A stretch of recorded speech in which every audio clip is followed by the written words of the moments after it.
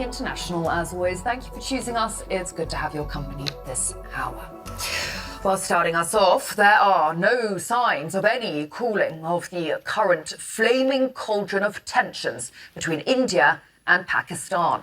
Both sides exchanged gunfire for a sixth successive night. And of course, it's all a result of last week's deadly terror attack in the Kashmir region, which left 26 tourists dead.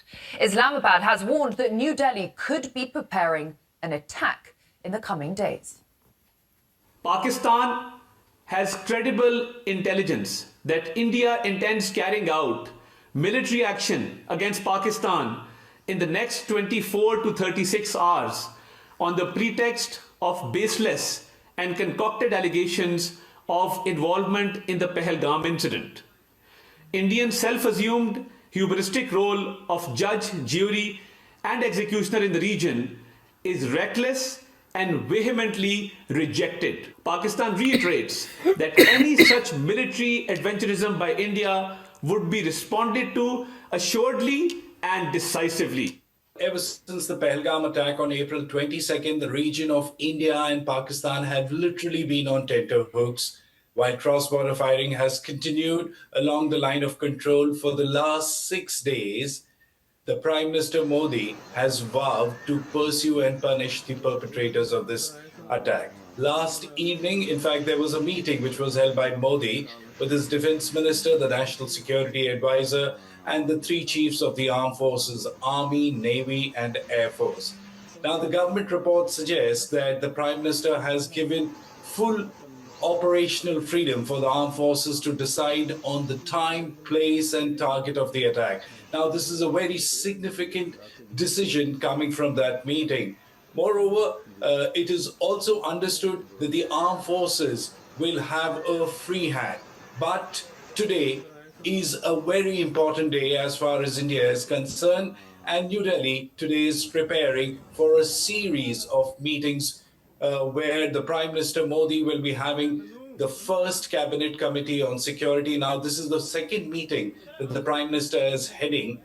This is basically the top committee on security within the country, and this is the second such meeting the Prime Minister is going to hold after the Pahalgam attack.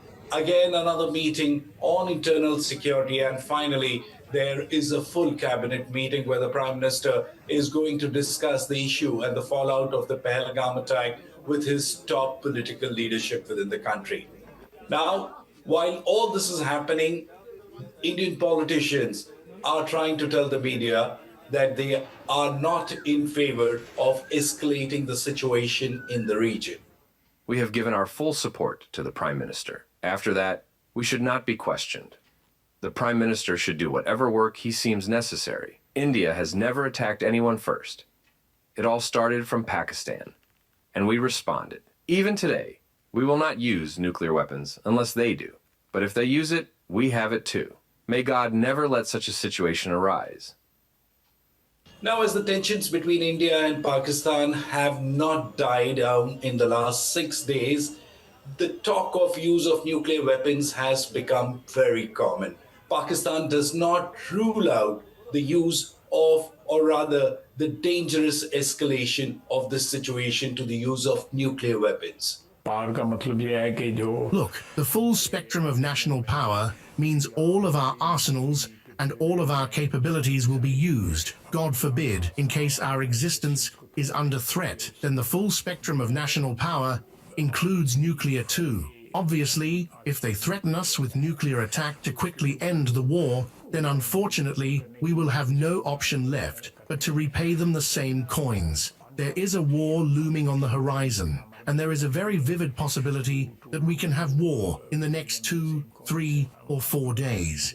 Well, in order to avoid confrontation and conflagration in the region that could result in tragic consequences both for India and Pakistan, the UN Secretary General has spoken to the Pakistani Prime Minister and the Indian Foreign Minister, and he's expressed his concerns, saying that the situation in the region needs to be calmed down.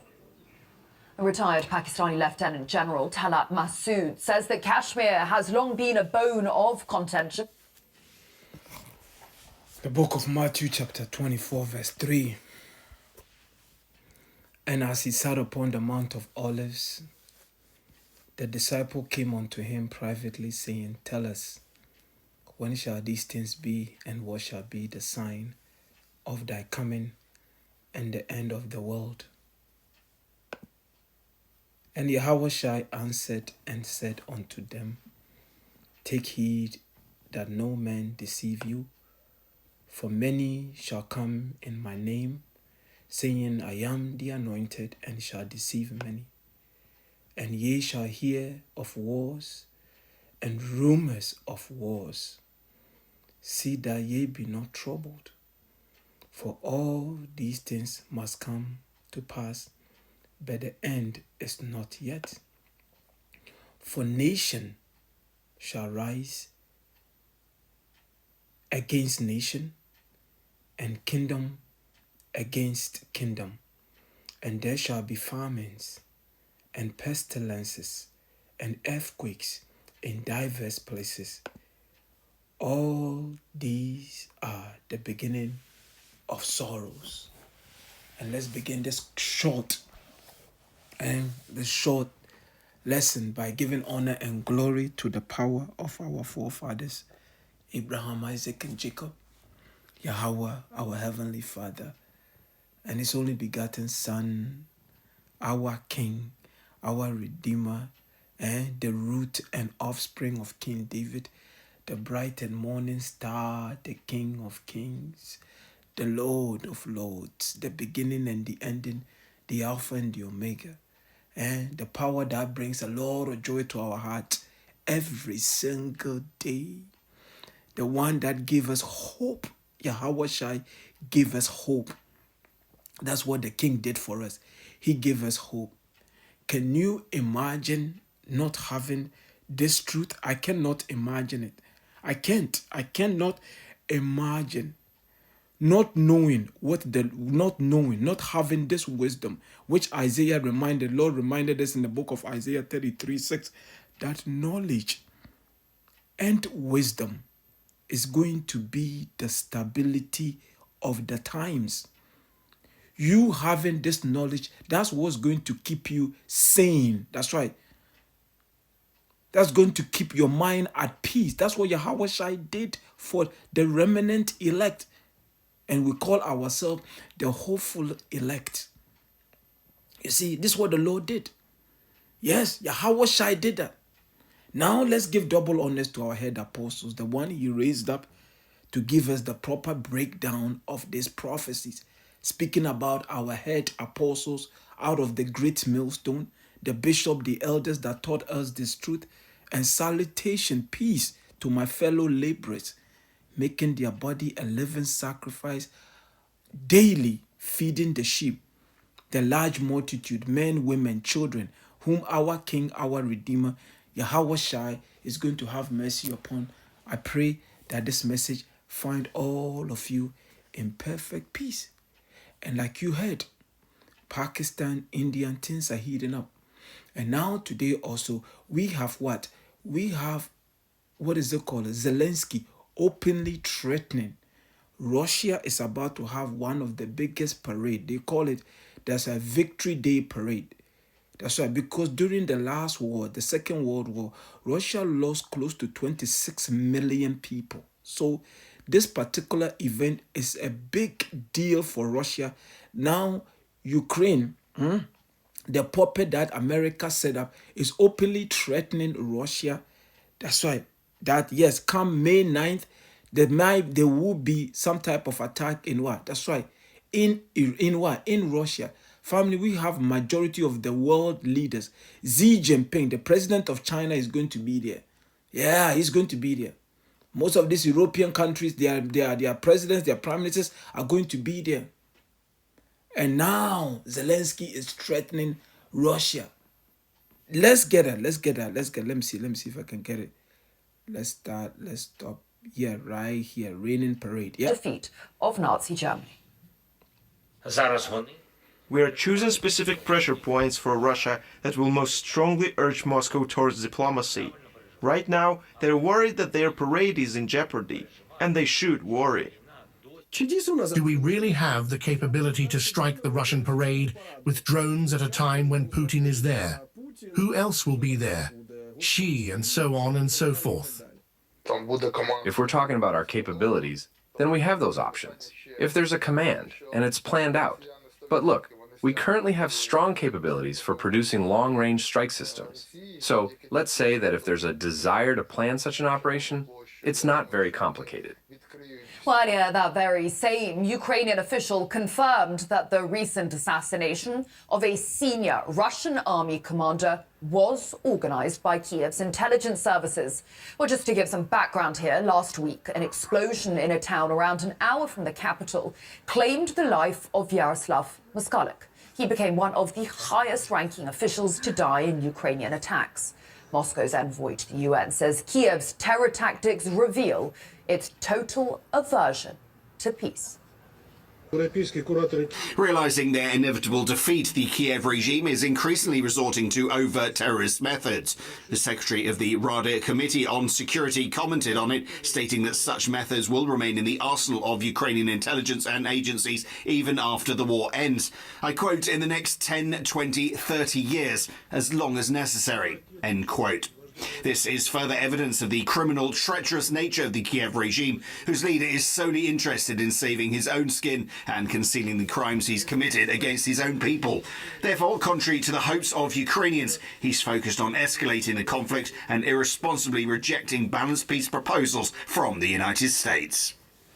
Despite Ukraine embracing terror tactics, Russia has extended an olive branch. It's proposed, like I said, a 3-day ceasefire starting at midnight on the 7th of May and says it wants Ukraine to follow suit. Now, during this time, all military action will be paused. However, Kiev has sidestepped Putin's proposal by suggesting a 30-day halt to hostilities to initiate talks instead. But Moscow insists that if Ukraine wants to negotiate, it should do so without any preconditions for a truce, something Russia has already expressed readiness for.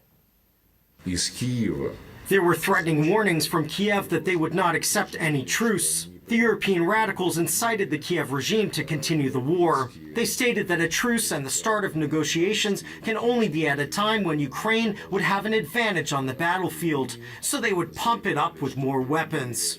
And then, when Russia would be weakened, then they would talk from a position of strength. Now they are against the backdrop of what is happening on the ground, on the line of contact, where the Ukrainian regime is moving back more actively. They changed their position 180 degrees and began demanding an immediate truce without preconditions. The question is that all the speeches now are about powerful outrage. We've been through all these situations. Our proposal that President Putin has announced is the beginning of direct negotiations without preconditions. In this situation, a truce is considered a precondition that will be used to further support the Kiev regime and strengthen its military capabilities. Well, retired Lieutenant Colonel and international security consultant Earl Rasmussen believes that any pause in the fighting would only benefit Kiev, as it would use the time to regroup. And Russia knows that. So we just thank the Lord, Yahawah, Bahasham, Yahawashi, and that yes, things are moving. Yes, this is what the Lord told us. That's why when you shall hear of wars, rumors of wars, and Ukraine have made it clear, Ukraine is being directed by America. That's Babylon the Great. That's right. So everything that is Ukraine doing, everything that Ukraine is doing, it is America that is supporting it. So American can stay back and say that, well, oh, we are neutral. No, this is America's war, right? Ukraine is just a proxy that America is using to destroy Russia. So eventually Russia is going to destroy America. That's Isaiah 13, Jeremiah 50, Jeremiah 51, Isaiah 34, Ezekiel 38. That's right.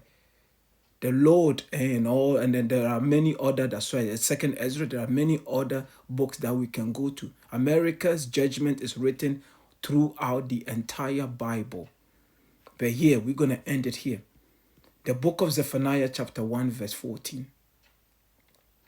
The great day of the Lord, Yahawah, is near, and that's where we are. We are heading toward the end of this kingdom. It tells you Esau, Edom, the self-proclaimed white man, his kingdom is coming to an end. Yesterday, Trump was at a rally in Michigan, and he was dancing. to YMCA. Yeah, Trump was dancing to YMCA. What does that tell? He's just making fun of you guys. Family, this world, don't believe anything you see. In this world here, that's why it is fake. Nothing is real. Everything has been what? Orchestrated. Yeah, your puppet leaders, family, all these leaders, they are not running anything. They are doing the bidding of the elite.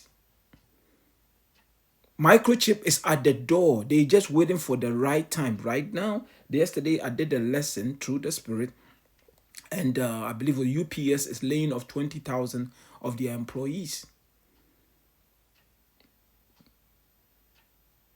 Shipping containers are not coming across the border. They are not coming to America from China, no. So eventually, all these guys working at the shipping container, they're not going to need them. The truck drivers that are picking up containers from these shipyards to go to your grocery store, they are not going to need them because there's nothing to haul. There's nothing to be transported. This is what is coming. It's all part of what? The tribulation. And that's why this is the beginning stages of it. Nothing has happened yet. It's going to get worse than this. The great day of the Lord, Yahawah, is near. It is near. And it hasteth greatly. Hear what the Lord is saying. It hasteth. It is coming very, very quickly. Because Yahawashi said in the book of Matthew 24, he said, if he doesn't cut the time short, there shall no flesh be saved. You hear that? Pakistan and what? And India is talking about what? Nuclear war. Yes. That's why Yahawashi says he have to cut the time short. Today is the end of April. Can you believe it? Tomorrow is May 1st. The days are flying. It says, and hasted greatly, even the voice of the day of the Lord, Yahawah. The mighty men shall cry there bitterly. Why would the mighty men cry there bitterly? Because they're going to realize that,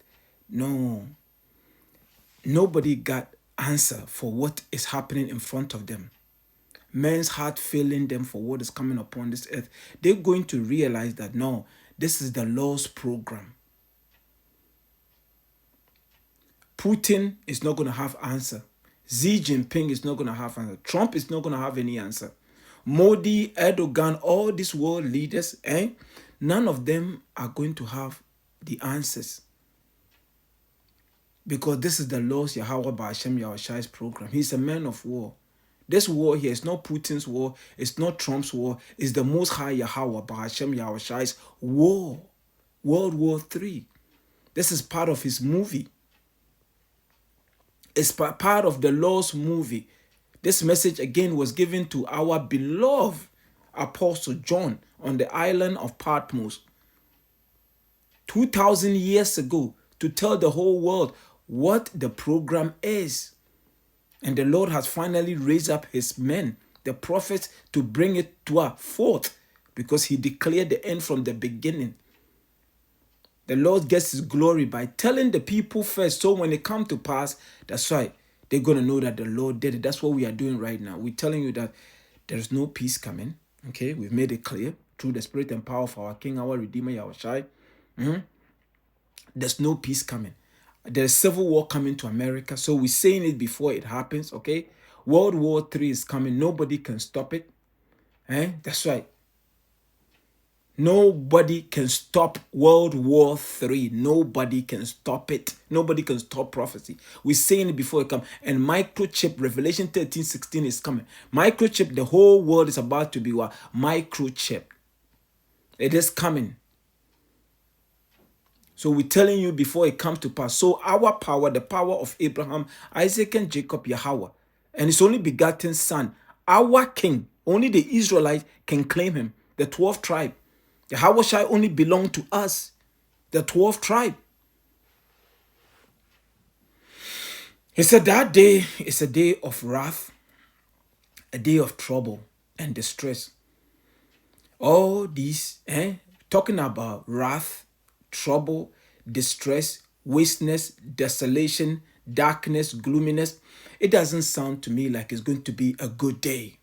No, it's going to be a terrible day, a day like never before. That's how the Lord is about to introduce his only begotten son. Yeah, fear. He's bringing terror upon the land. That's right. Nobody's afraid of the power of Abraham, Isaac, and Jacob, but they are about to experience. That's why. They are about to experience. That's why it says, knowing the terror of the Lord will persuade men. If the power of Abraham, Isaac, and Jacob, I always say this through the Spirit, can pack his own beloved, okay, the apple of its eyes on slave ships, and allow Christopher Columbus to slice babies, use wild dogs to attack the apple of his eye. This is what the Lord did to the apple of his eyes. Send them on plantations. The women were raped, men were raped, children were separated, men were hanged, balls were chopped off. The Lord did that to the apple of his eyes. What do you think he's about to do to his enemies? I would like you to think about that. And those that don't take heed to this message, you so-called Negroes, Latinos, African Americans, if the Lord did that to us as a nation, we lost our heritage, we lost everything. Now we are known on the street as Black, Native American, Native Indian, Jamaican, Trinidadian, Ghanaian, Congolese, Nigerian.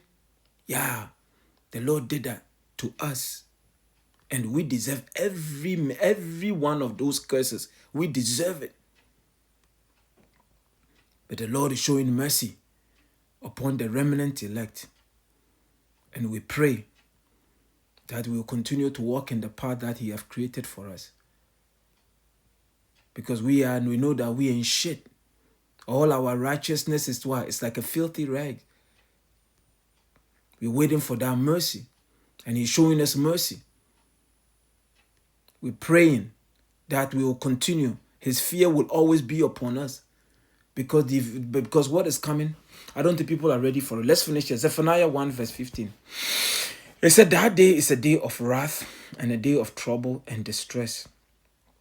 A day of wasteness and desolation. A day of darkness and gloominess. A day of clouds and thick darkness. The Lord is describing the day that he's bringing Yahawashi. That's the day of the Lord. Family, I just described it to you. This is the day of the Lord. I just describe it to you. I just told you about it. It says a day of the trumpet and alarm against the fenced cities and against the high tower. Everybody's about to go to World War III. Israel is about to attack Iran. America is going to join in. Russia is going to join in. Pakistan, India, they have their own issue. North Korea, South Korea, Taiwan, China. Family, you see where we are heading to? That's the day of the Lord. And then when the Yahawashi shows up in the midst of the World War III, all these nations, it tells you in the book of 2 Ezra chapter 13, whatever they are fighting for, whatever the issues are between those two nations, yeah, they're going to put it aside and fight the second coming of our Lord, our Redeemer, Yahawashi. And we have to tell you before it comes to pass. That's how the Lord gets his glory. So we're telling you, the prophets, he says, say it before. We're prophesying. We're telling you before it comes to pass. That's what is happening. That's what's about to take place.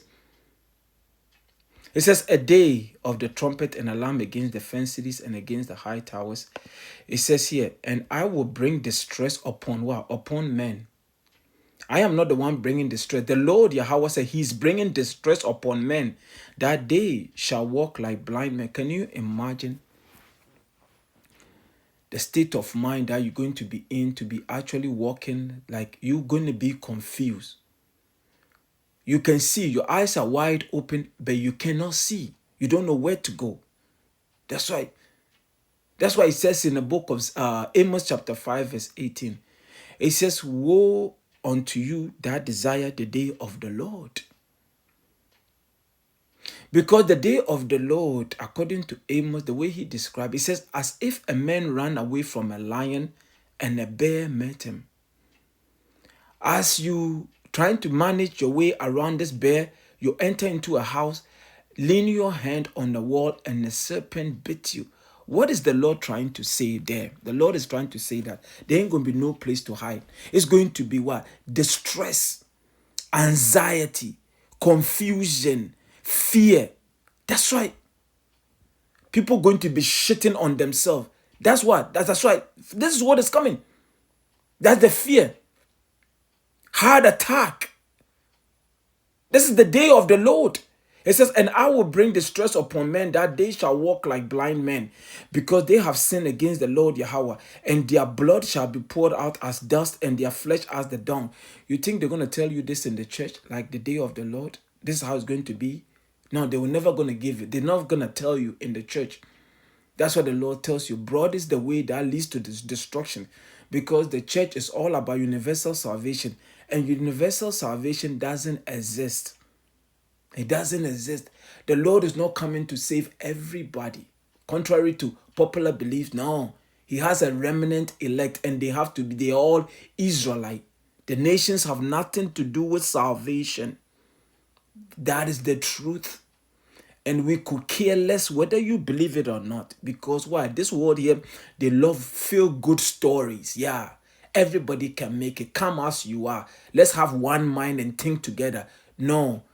The prophet, independent mind, all linked in the spirit, Yahawashi spirit. So the prophets are going to be speaking the same thing. Then what the prophets are not going to tell you, one prophet is not going to tell you that the microchip is sin, or the microchip is you sleeping with a white woman, and another prophet is going to tell you that, oh, the microchip is the Roman Catholic Church. No, the true prophets are going to tell you that the microchip, Revelation 13, 16 to 18, is a device that is going to go under your skin, that is going to have all your information on it, and that is the mark of the beast. That's what they will tell you.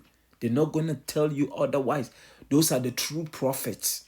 Yes, the one that the Lord has set up. So know who you're listening to. It says, and I will bring distress upon men that they shall walk like blind men, because they have sinned against the Lord Yahawah. And their blood shall be poured out as dust, and their flesh as the dung. You think the Lord have respect of person? He created you. That spirit belongs to him. He can do whatever his heart desires. We are just praying that we want to make it. We're praying. We want to be in the presence of the King. The only thing we think about is that marriage supper. To be in the presence of our King Yahawashi. That's the only thing that matters to us in this world right now. To be in the presence of Yahawashi. That's it. The kingdom of heaven. That's what we're working towards. And Lord willing, we make it. Zephaniah 1:18. Neither their silver nor their gold shall be able to deliver them in the day of the Lord's wrath. Because everybody's telling that the dollar is going to be done away with. So the best option is now to buy crypto. Bitcoin. All this coin. None of that is going to deliver you. The Lord made it clear. Think the Lord cares about your money? He owns universe. He owns the entire kingdom. He owns everything. Everything belongs to him. Your silver, your gold, your what? Your diamond, your platinum. You guys, you see that? You see, no, none of that is going to deliver you. You're going to die. Neither their silver nor their gold shall be able to deliver them in the day of the Lord's wrath, but the whole land shall be devoured. By the fire of his jealousy. Tells you America that's your lake of fire. We're telling you through the spirit and power of our King, our Redeemer Yahawashi, before it comes to pass. So when it comes to pass, when you see people line up with microchip in their hand, and then you see in World War III, everybody's getting in, that's when you're gonna know that, yeah, those guys, they were actually onto something. Yeah, but the Bible said it. It says a prophet, Yahawashi said, a prophet have no honor in his own country. But that moment, I think what's the name said it? I think it's the movie with Samuel L. Jackson. I say a moment of clarity or something to that effect. That's when they're going to know that a prophets have been among them. The mouthpiece of the Lord, the servants of the Lord warned you. Because this is not our word. I didn't write the Bible. I didn't write this. This word here comes directly from our power Yahawah through his only begotten son Yahawashi. We've just been blessed. The Lord just opened our eyes and bless us with the spirit to preach this word here. The Lord take that spirit from us that said we can't teach this word anymore. And we pray that his spirit will always be upon us to feed the sheep. That's what it's all about. And then bring in his kingdom, Yahawashi's kingdom. Neither their silver nor their gold shall be able to deliver them in the day of the Lord's wrath, but the whole land shall be devoured by the fire of his jealousy, for he shall make even a speedy riddance of all them that dwell in the land. So yeah, I just want to bring that one quickly. Yes, America is threatening Russia. Whatever Ukraine is saying, Ukraine will not say it without American approval and the West approval. So Russia know what time it is. But if there's a terrorist attack, family, if there is a terrorist attack during this parade in Moscow, this Victory Day parade, man, well, the Lord says going to cut the time short for us. So that's what we're waiting for. Because the Lord loves drama. Our power, Yahawah, Bahasham, Yahawashi, he loves drama. So yeah, the plot is thickening. Family, you are in the middle of a movie. So as you get closer to the end of the movie, things get intense. And that's where movies usually start a little slow. That's what the Lord tells you. The vision is for an appointed time, but at the end it shall speak. Towards the end, oh yeah, it's going to speak loudly. You're going to know what time it is. It's going to be intense. World War III, family, we are in it. We are in it. And I will leave it there. I hope you're all edified. How willing, we're going to be out there this afternoon. And we're going to be out there this afternoon, prophesying. Our midweek service is this afternoon. So, Lord willing, we're going to be out there feeding the sheep like our King, our Redeemer, Yahawashi commanded us to do. Shalom.